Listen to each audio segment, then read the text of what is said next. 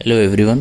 तो आज का वीडियो मैं बनाने वाला हूँ कि डिस्काउंट ब्रोकर इंडिया में काफ़ी सारे हैं, ठीक है। तो उसमें से चूज़ कौन सा करना है, क्या चीज़ आप करते हैं, कौन सा ऑप्शन सेलिंग करते हैं, ऑप्शन बाइंग करते हैं या फ्यूचर्स ट्रेड करते हैं, या कौन सा स्ट्रैटेजी से आप ट्रेड करते हैं, तो कौन सी स्ट्रैटेजी के लिए बेस्ट ब्रोकर कौन सा रहेगा।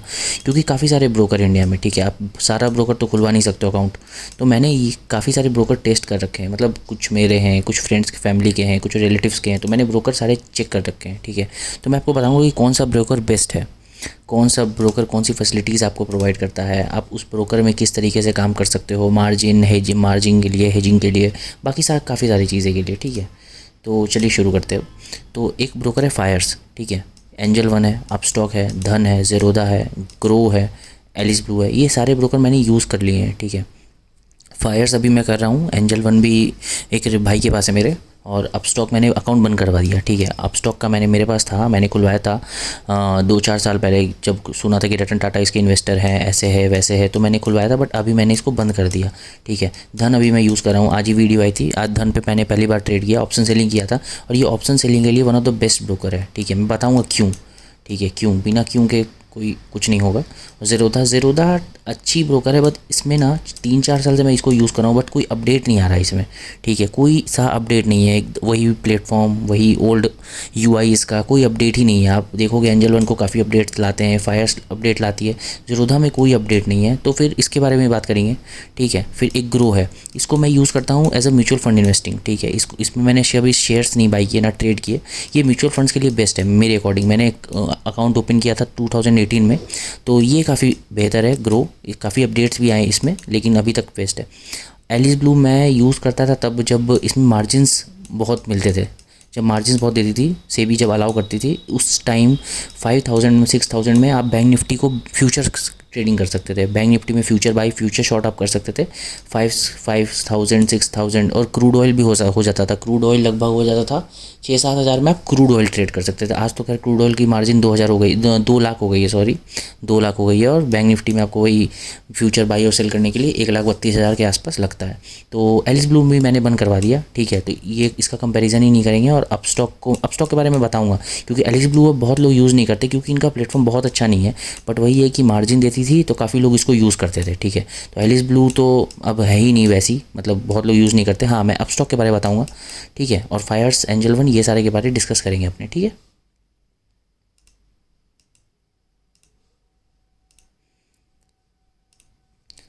तो ये है, ये इसमें स्क्रीन कैसे गंदा हो गया यार।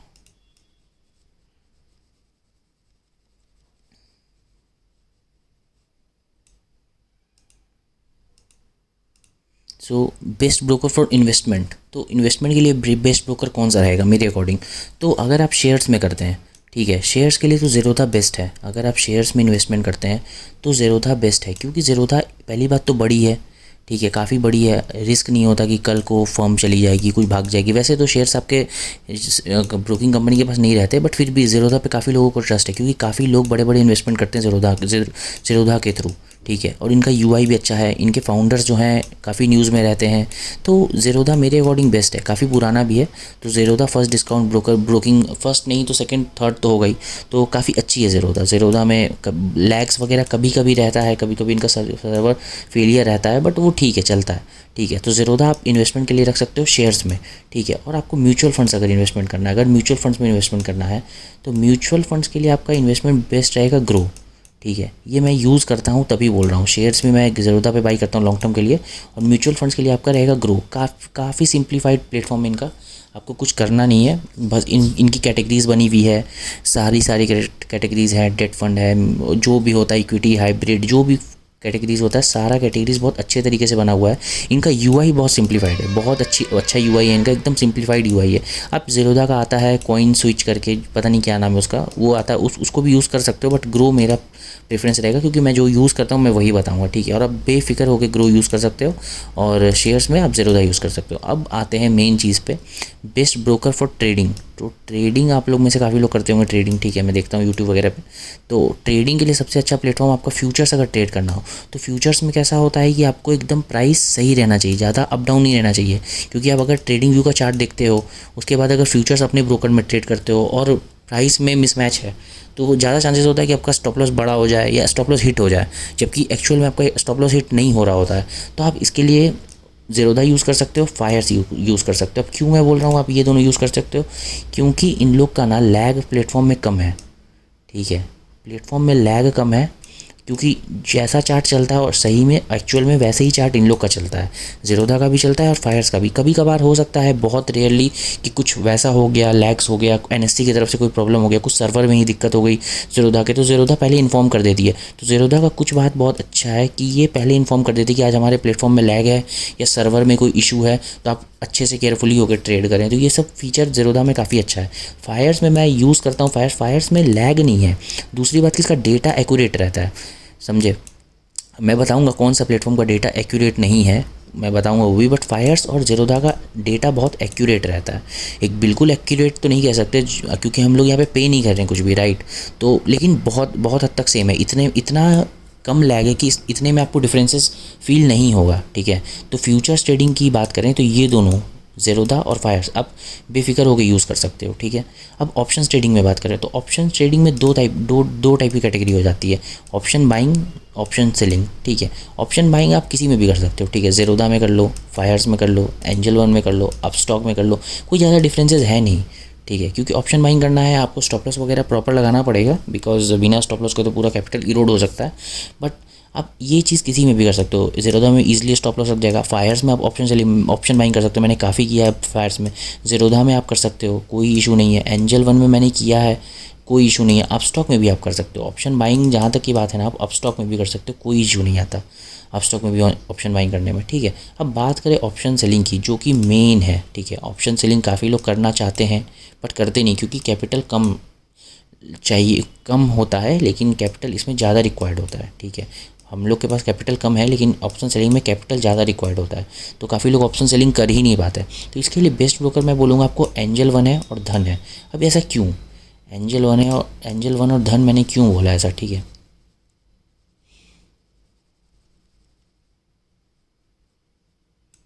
तो एंजल वन और धन मैंने इसलिए बोला क्योंकि आपको ऑप्शन सेलिंग के लिए ना, कुछ लोग जैसे इंट्राडे में ना ऑप्शन सेलिंग में हेजिंग करके करते हैं ऑप्शन सेल, ठीक है। क्यों, इससे क्योंकि मार्जिन बहुत कम हो जाता है।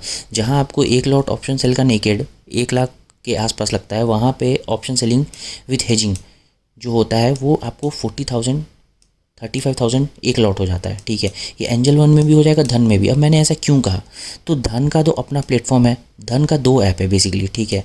एक धन का अपना ऐप और एक धन का ऑप्शंस वाला ऐप, ठीक है। तो इसमें ऑप्शंस वाले ऐप से आप स्ट्रैटेजी बना के अपना हेज कर सकते हो इंट्राडे में ही, तो उससे मार्जिन काफ़ी कम हो जाता है। ये बहुत इंपॉर्टेंट फीचर है धन का, और इनका सब प्लेटफॉर्म में, इनका सारा प्लेटफॉर्म आपस में कोलैबोरेशन में है। एक धन का ऐप है और एक धन का ऑप्शंस वाला ऐप है। इसमें आप इन्वेस्टमेंट कर सकते हो, इसमें आप बस ऑप्शंस में ट्रेडिंग कर सकते हो ये वाले ऐप में, ठीक है। मैं बताऊंगा, अगर आपको डेडिकेटेड वीडियो चाहिए होगा कि धन क्यों मैं यूज़ कर रहा हूँ ऑप्शन सेलिंग के लिए, तो मैं आपको बताऊंगा। और अब बात करें तो एंजल वन की, तो धन तो है ही बेहतर, मैंने बताया क्यों, क्योंकि इनका 2 प्लेटफॉर्म है, एक धन करके और एक धन ट्रेडिंग करके, ऑप्शंस ट्रेडिंग करके। तो इस ऑप्शंस ट्रेडिंग वाले ऐप में आप डेडिकेटेड अपना ऑप्शंस में ट्रेड कर सकते हो, हेजिंग कर सकते हो, स्ट्रैटेजीज़ बना सकते हो, काफ़ी एडवांस इनका फीचर, ठीक है। और अकाउंट ओपनिंग चार्जेस अभी 0 है, तो इसकी बात तो हो गई। अब मैं बात करूँगा एंजल वन की, तो एंजल वन क्यों मैंने बोला, तो एंजल वन का जो टाइप है ना वो है सेंसिबुल से, ठीक है। इनका टाइप है सेंसिबुल से, तो सेंसिबुल से काफ़ी लोगों का टाइप है, ऐसा नहीं है कि सिर्फ एंजल वन का ही है। सेंसिबुल से टाइप है आपका, मैं बताता हूँ। सेंसिबुल से ज़ेरोधा का टाइप है, ठीक है। उसके बाद ज़ेरोधा का टाइप है, एंजल वन का टाइप है सेंसिबल से, और एलिस ब्लू का मेरे को याद नहीं है, अपस्टॉक का टाइप है, ठीक है। अपस्टॉक का टाइप है और एक 5 पैसा का भी है, ठीक है। कुछ ब्रोकर्स का है सेंसिबल से टाइप। तो सेंसिबल में भी क्या करते हो आप, सेंसिबल की हेल्प से ना एंजल वन, अपस्टॉक, ज़ेरोधा, 5 पैसा वगैरह वगैरह ब्रोकर में आप हेजिंग कर सकते हो। मतलब उसमें भी आप कम मार्जिन में आप ऑप्शन सेलिंग कर सकते हो, क्योंकि सेंसिबल एक प्लेटफॉर्म प्रोवाइड करती है। सेंसिबल में एक प्लेटफॉर्म है बास्केट ऑर्डर करके, ठीक है। बास्केट ऑर्डर में आप बास्केट लगा सकते हो, और बास्केट लगा सकते हो आप इसमें, और बास्केट लगा के आप ऑप्शंस अपना जो ट्रेड करना है आपको, उसमें आप मार्जिन काफ़ी कम कर सकते हो, ठीक है। बट मैंने धन और एंजल वन ही क्यों किया, अपस्टॉक क्यों नहीं किया? अपस्टॉक मैंने रिकमेंड नहीं किया, यहाँ लिखा जैसे मैंने अपस्टॉक, बट तो अपस्टॉक मैंने जैसा बताया कि मैंने बंद करवा दिया अपस्टॉक का अकाउंट, ठीक है। अब मैंने क्यों बंद करवाया अपस्टॉक अकाउंट? तो अपस्टॉक का मैंने अकाउंट इसलिए बंद करवाया, जब मार्केट में काफ़ी सारे ब्रोकर्स हैं जो कि अच्छी फैसिलिटीज़ प्रोवाइड करें, सर्विस प्रोवाइड करें, तो आप क्यों उस ब्रोकर में खोलोगे जो कि उतनी अच्छी सर्विस ही प्रोवाइड नहीं करें? अपडेट के बाद ना ये जो है ब्रोकर आपकी, अपडेट के बाद